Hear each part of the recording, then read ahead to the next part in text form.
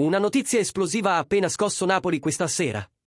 E i tifosi del nostro amato Napoli sono già in stato di massima allerta. Scontro, siamo tornati con un aggiornamento imperdibile, portando informazioni freschissime e dirette dai retroscena del club. Come sempre, il nostro impegno è tenerti un passo avanti, con tutto ciò che accade nell'universo azzurro. Prima di immergerci in questo argomento che sta lasciando tutti a bocca aperta, lascia già il tuo like. Iscriviti al canale e attiva la campanella.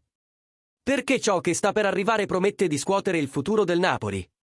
Durante il pareggio tra Napoli e Como, la squadra guidata da Cesc Fabregas ha mostrato personalità e ha sorpreso molti analisti della Serie A.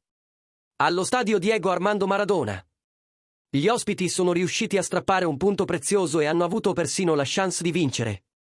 Se Alvaro Morata non si fosse fermato su una grande parata di Milinković-Savić dal dischetto.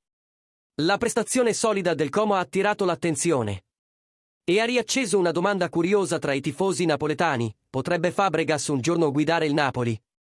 È proprio questa domanda che è arrivata fino al giornalista Raffaele Auriemma, uno dei nomi più rispettati nella stampa sportiva di Napoli.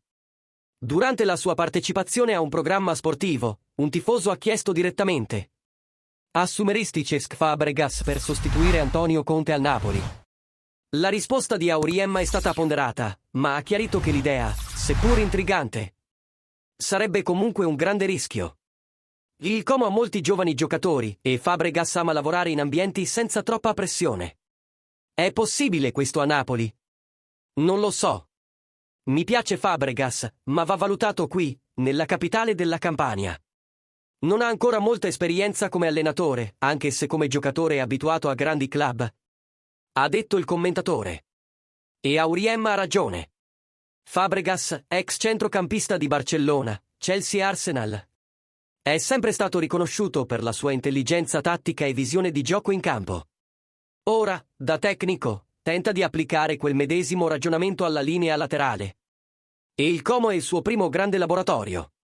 La sua squadra mostra organizzazione, intensità e uno stile di gioco moderno, basato sul possesso palla e la pressione alta.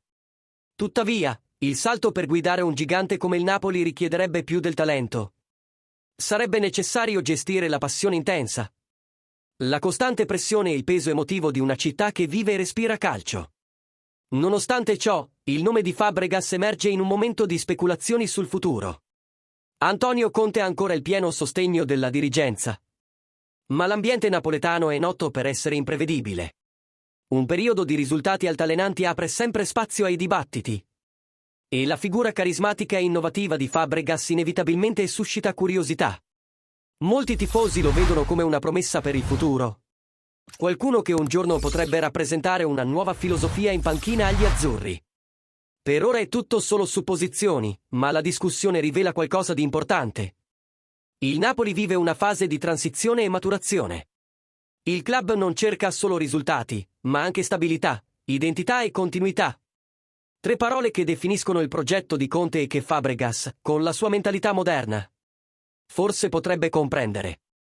E ora vogliamo sentire te, tifoso azzurro: accetteresti Cesc Fabregas come futuro allenatore del Napoli? Pensi che abbia il profilo giusto per sostituire Antonio Conte in qualche momento? Lascia la tua opinione nei commenti e partecipa alla conversazione. E ovviamente, se ti è piaciuto questo aggiornamento esclusivo, supporta il canale con un super thanks, questo ci aiuta tantissimo a continuare a portare le notizie più calde. Analisi profonde e retroscena del nostro adorato Napoli. Forza Napoli sempre!